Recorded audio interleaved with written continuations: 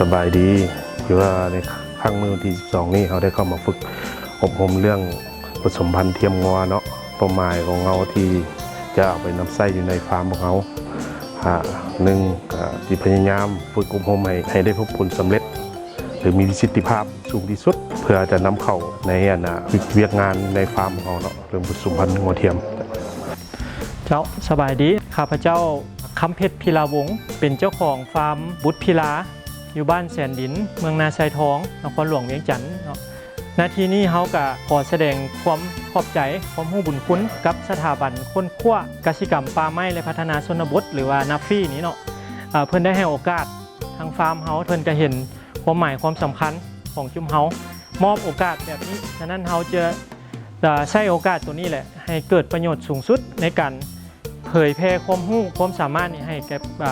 ชาวเกษตรกรผู้ที่ว่ามีความสนใจในด้านเดียวกันมีการแลกเปลี่ยนความคิดความเห็นแลกเปลี่ยนประสบการณ์แลกเปลี่ยนเอาบทเรียนที่ดีเอาประสบการณ์ตัวจริงเว้ากันซุมเฮาหวังเป็นอย่างยิ่งว่าภายในระยะเวลา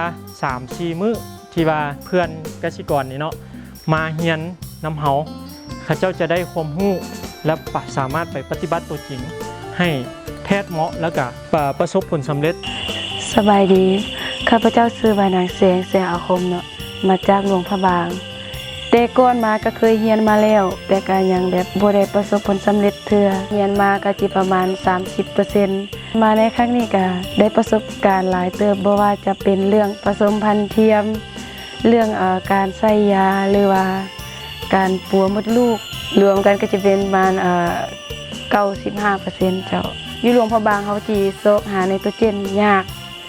ที่ได้นำเอาจากนครหลวงเมืองเลยถ้ามีไนโตรเจนนี่รับรองว่าได้ 100% แน่นอนเจ้า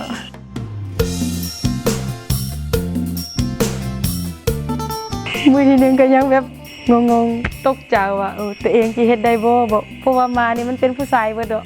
อันนี้แล้วว่ามีแต่ผู้หญิงผู้เดียวสินะยังแบบ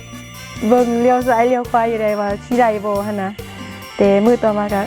ดีอยู่ ก็ฮู้จักกันหลายขึ้น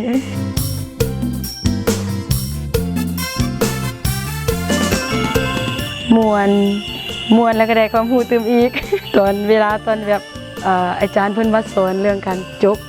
จับเข้าลูกมันมีจักข้อเนาะแล้วก็สอดปืนเข้าไปแบบซีดจุดใดมองใดสำหรับแม่หญิงคนอื่นถ้ามักก็สามารถเฮ็ดได้บ่ต้องย่านว่าสิเฮ็ดบ่ได้หั่นนะถ้ามักก็ตัดสินใจเฮ็ดโลดแบบบ่ต้องย่านว่าสิเฮ็ดบ่ได้ถ้าใจมักมันต้องแบบประสบความสำเร็จอยู่แล้ว